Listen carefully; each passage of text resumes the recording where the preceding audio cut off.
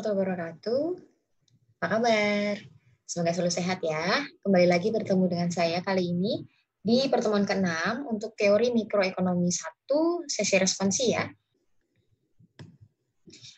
Baik, untuk bab 6 kali ini topiknya adalah hubungan permintaan antar barang. Sebenarnya dari judul juga kita sudah ada sedikit gambaran ya. Hubungan permintaan antar barang itu bisa terkait dengan sifat yang saling melengkapi ataupun saling menggantikan. Dengan kata lain, sifat komplementer ataupun barang substitusi. Nah, kita langsung saja ke soal pertama ya. Ada dua buah barang, yaitu X dan Y, dan diketahui mereka memiliki hubungan gross complement. Lalu apakah maksudnya? Apakah kedua jenis barang ini bisa juga berupa net substitutes? Berdasarkan dengan grafik perbedaan antara konsep gross dan net. Untuk selanjutnya mungkin kita review dulu efek substitusi dan pendapatan yang telah dijelaskan di bab sebelumnya. Ini ada gambar untuk barang X dan Y, di mana efek substitusi dan efek pendapatannya bergerak searah. Nah, ini kan berarti untuk barang normal ya, ketika harga turun, gitu, ketika harga turun untuk barang X, maka nanti efek substitusinya adalah X-nya akan dibeli lebih banyak. Ini adalah alamiahnya perilaku konsumen, bahwa ketika ada harga turun, maka kita bisa beli lebih banyak. Kita lebih memilih barang yang harganya lebih murah daripada barang yang harganya lebih mahal. Nah, dalam hal ini saya sedikit mau menekankan bahwa ketika di sini kita membahas efek substitusi, harga barang X yang berubah, konsumsi barangnya memang tidak terlalu kita fokuskan. Gitu ya, mungkin di beberapa minggu sebelumnya sudah sempat saya singgung bahwa ketika ada harga barang X turun, maka kita alamiahnya sebagai konsumen akan merasa, oh, saya bisa beli barang X lebih banyak karena alamiahnya kita kan akan lebih suka membeli barang yang lebih murah daripada barang yang lebih mahal. Maka barang X-nya kita beli lebih banyak. Nah, untuk barang Y-nya apakah itu nanti konstan atau berubah? Kan barang Y harganya tidak berubah ya. Gitu kan? Apakah nanti konsumsinya berubah? Apakah lebih banyak atau lebih sedikit untuk barang Y, itu tergantung nanti hubungannya dengan barang X. Apakah barang Y ini nanti komplemennya barang X atau substitusinya barang X? Nah, itu nanti yang kita bahas lebih dalam di slide selanjutnya. Tapi yang ingin saya tekankan di sini adalah karena harganya harga X yang dianalisis, maka memang di bab sebelumnya kita lebih banyak fokusnya di perubahan konsumsi barang X. Gitu kan? Sehingga nanti ada perubahan kombinasi konsumsi X dan Y untuk seseorang. Gitu kan? Nah, cuman memang bagaimana perubahan di barang Y-nya, kita tidak terlalu fokus di perubahan itu beberapa minggu sebelumnya, karena kita belum masuk ke bagaimana hubungan barang Y dengan barang X. Nah, bab inilah baru kita bahas bagaimana hubungan barang Y dengan barang X, apakah mereka komplement atau substitusi. Nanti baru akan terlihat perubahannya di Y. Begitu ya. Saya kembali lagi ke grafik yang pertama ini, bahwa ketika PX-nya turun, efek substitusinya untuk barang X konsumsinya lebih banyak, karena kita alamiahnya lebih suka untuk memperbanyak konsumsi di barang yang harganya lebih murah, menggantikan daripada barang yang lebih mahal, gitu ya. Kemudian ketika kita lihat di efek pendapatan, ketika harga suatu barang itu turun, daya beli kita naik, sehingga kita bisa beli barang X lebih banyak, sehingga di sini efek substitusi dan efek pendapatan bergerak searah, gitu ya. Sehingga nanti efek totalnya ada sebesar dari A sampai C. Baik, ini untuk gambar kedua. Kita melihat ada pergerakan yang berbeda arah antara efek substitusi dan efek pendapatan. Ini artinya mungkin bisa barang inferior atau mungkin bisa barang given. Clue-nya adalah kalau barang given, efek pendapatannya itu jauh lebih kuat daripada di barang inferior. Maka kalau misalkan efek pendapatannya, efeknya menyebabkan efek totalnya masih di antara A dan B, gitu kan, belum melebihi posisi awal si A, maka ini tergolong barang inferior. Ketika barang X turun, ketika harga barang X turun, gitu kan, efek substitusi seperti biasa, kita bisa beli lebih banyak barang lebih murah harganya, konsumsi X-nya naik di efek substitusi, kemudian di efek pendapatan ternyata bergerak berlawanan arah, karena ketika daya beli kita naik akibat penurunan harga, kita akan membeli barang inferior lebih sedikit. Gitu ya. Cuman penurunan efek pendapatan ini tidak terlalu besar sehingga posisinya tidak melebihi posisi awal titik A, gitu ya. Jadi untuk barang yang ketiga, ini sudah pasti barang given. Ketika harga barang X turun, kita bisa beli lebih banyak barang X di efek substitusi, gitu ya. Tapi ternyata ketika daya beli kita naik akibat harga X-nya turun, dengan efek pendapatan yang sangat besar di barang given, ini menyebabkan pergeseran efek pendapatan jauh melebihi dari titik awal. Titik awal kan di A ini ya. Posisi efek pendapatannya sangat kuat, dia menggeser konsumsi, merubah konsumsi barang X menjadi lebih sedikit daripada titik sebelumnya. Nah ini barang given. Ini untuk review saja. Ingat ini yang berubah adalah harga barang itu sendiri. Kita menganalisis barang X, yang berubah harga barang itu sendiri yaitu harga barang X, gitu ya. Nah, lalu kita akan menjawab soal yang pertama. Maaf. Nah, ini kita akan menjawab soal pertama terkait dengan gross complement di dalam mikroekonomi. Apa itu? Di sini kita melihat hubungan dua barang dari sisi efek total, di mana kedua barang itu sifatnya saling melengkapi. Saling melengkapi itu kita lihat dari clue-nya ini, kata-kata komplement itu saling melengkapi antara A dan B. Gross ini kita melihat hubungan mereka dari sisi efek total. Efek total itu apa? Yaitu ketika kita sudah memasukkan kedua efek, yaitu efek substitusi dan efek pendapatan. Notasinya seperti ini. Ketika harga barang Y berubah atau PY berubah, bagaimanakah konsumsi barang X? Kalau ternyata hubungan antara PY dan X itu berhubungan negatif, maka artinya antara X dan Y bersifat komplementer atau saling melengkapi. Di kurva yang pertama seperti biasa, ada kurva utilitas 1, U1, GA1, X1, Y1. Ini adalah kombinasi konsumsi optimal ketika kurva utilitas bertemu dengan garis anggaran. Gitu ya. Kemudian ternyata harga barang Y turun. Kalau harga barang Y turun, itu kan berarti kita bisa membeli Y lebih banyak, toh? Ya kan? Karena kan tadi adanya alamiahnya si manusia atau konsumen, kalau ada barang lebih murah, maka kita cenderung membeli lebih banyak barang yang murah daripada barang yang mahal. Maka sebenarnya GA2 nanti akan bergesernya tidak sejajar, tapi nanti barang Y-nya akan lebih banyak titik konsumsinya. Nah, seperti ini. Itu ya, GA2-nya bergeser tidak sejajar. Nah, ini bedanya dengan gambar sebelumnya ya. Sebelumnya kan PX-nya yang berubah. Kalau ini PY-nya yang berubah, makanya garis anggarannya bergesernya, titik sumbunya ada di horizontal atau di sini. Ini titik sumbunya, terus garis anggarannya bergeser tidak sejajar ke GA2. Karena yang berubah adalah harga barang Y. Ya. Nah, di sini memang saya tidak menggambarkan efek substitusi efek pendapatan, karena kita langsung melihat ke efek total. Efek total itu artinya utilitasnya sudah berubah ke U2, GA-nya juga sudah berubah ke GA2. Gitu kan? Karena efek total kan menghitung efek substitusi dan efek pendapatan. Maka langsung saja saya perlihatkan grafiknya kalau ada perubahan harga barang Y dan sifatnya komplementer dengan barang X. Nah, di sini kita bisa melihat ketika ini efek total, langsung saja ke U2 dan GA2, titiknya adalah di C, titik optimal yang baru. Di mana konsumsinya ternyata berubah ke X2 dan Y-nya berubah ke Y2. Gitu ya.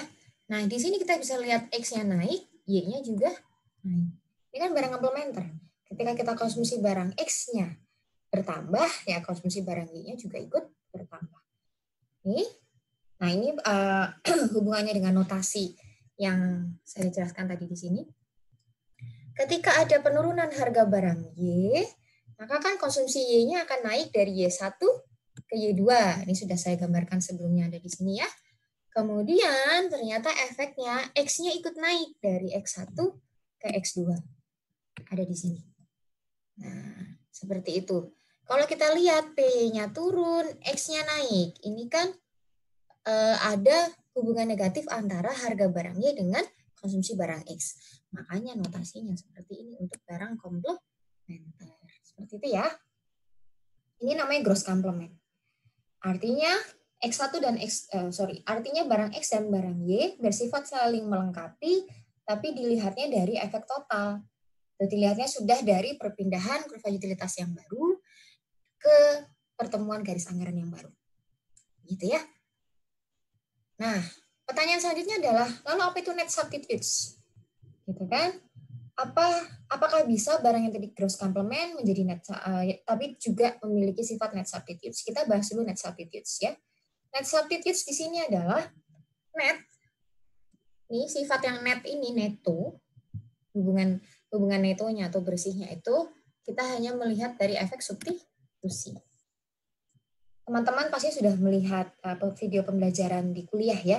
Video pembelajaran di kuliah dibahas kenapa ada net substitutes, kenapa ada gross, gitu kan? Kenapa ada pembahasan net dan ada pembahasan gross.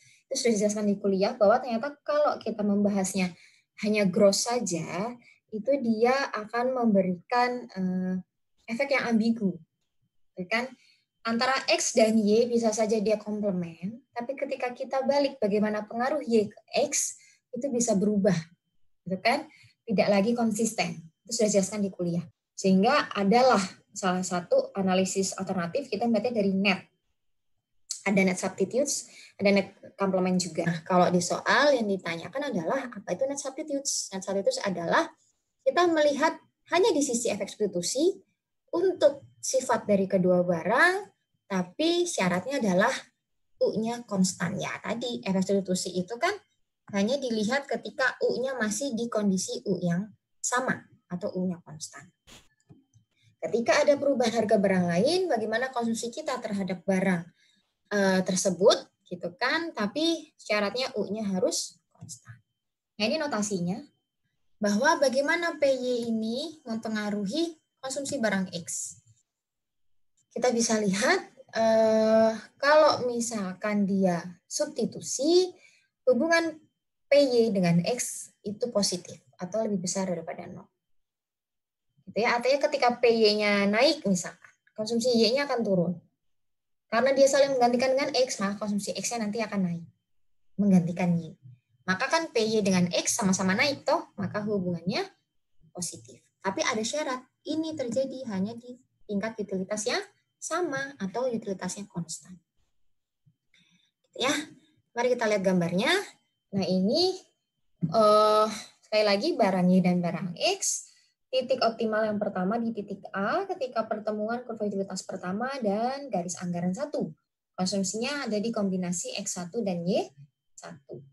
Lalu sama kondisinya ada PY turun, gitu kan? Nanti GA2-nya akan berotasi, gitu kan, di titik Y yang konsumsi maksimalnya lebih banyak daripada sebelumnya.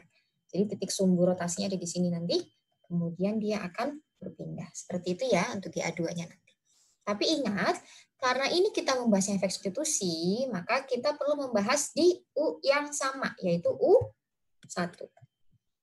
Ketika ada harga Y turun, kita bisa beli Y lebih banyak, ya kan? Konsumsi Y-nya naik. Lalu karena Y dan X ini substitusi, maka kan X-nya akan lebih kecil karena Y ini menggantikan konsumsi barang X. Itu ya. Maka nanti digambar akan seperti ini. Kita gunakan garis bayangan, GA bayangan. Ini yang putus-putus berwarna ungu, ini adalah garis bayangan dari GA2. Itu kan? Saya gambarkan dulu GA2-nya. Nah, seperti ini. Ini kan titik sumbunya. Kemudian dia berotasi ke atas, di mana nanti GA2-nya memperlihatkan konsumsi barang Y yang baru maksimalnya lebih tinggi daripada sebelumnya. Ini GA2. Kemudian yang sejajar dengan GA2, kita tarik ke bawah, garis yang sejajar dengan GA2 kita tarik ke bawah menjadi garis putus-putus yang ini. Itu kan? Kemudian temukan dengan utilitas 1. Ketemulah titik pertemuan yang baru ada di titik B. Ini adalah konsumsi yang baru. X-nya ada di X2, Y-nya ada di Y2. Kita lihat konsumsi Y-nya naik karena adanya karena adanya penurunan harga barang Y. Lalu karena dia saling menggantikan sifatnya dengan barang X, maka ya kita kurangi konsumsi barang X seperti ini. Nah, ini net substitutes. Kita melihat bagaimana hubungan antara X dan Y, tapi dengan syarat di kurva utilitas yang sama, atau di kurva utilitas yang konstan, sama dengan sebelumnya. Nah, ini summary-nya. Ketika ada penurunan harga untuk barang Y, konsumsi Y-nya naik, tapi konsumsi X-nya turun karena mereka saling menggantikan. Di sini turun, harga barang Y, di X-nya juga ikut turun, makanya ada hubungan positif antara konsumsi barang X dengan perubahan harga barang Y. Gitu ya.